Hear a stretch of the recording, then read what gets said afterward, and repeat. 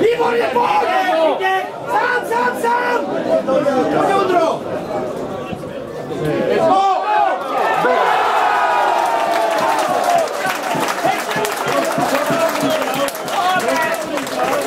Z môjho pohľadu si myslím, že prvý polčas sa hral veľmi dobrý futbal, kde mužstva sa snažili predviesť svoj najlepší výkon. Malo to tempo, malo to organizáciu, malo to šance. Bolo to dobré. Bohužiaľ, druhý polčas nás zastihol v nepochopiteľnom útlme hneď od prvej minuty, hneď prvou rozohrávkou a nevedeli sme sa nakopnúť už druhý polčas.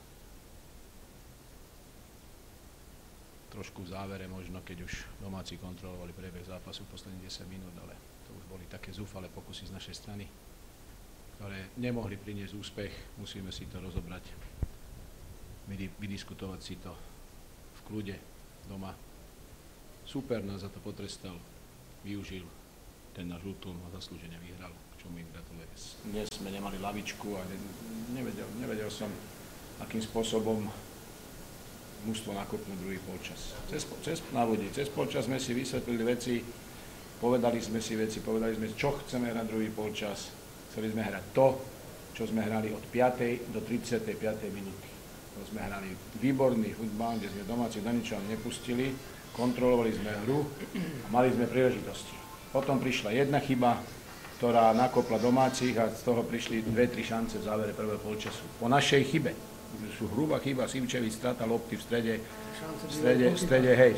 a to nakoplo domácich a potom sa už viezli na tej vlne eufórie aj cez prestávku, čo my sme nepochopiteľne, hovorím, ten útlom musíme si to vysvetliť, lebo to nejde mi to do hlavy.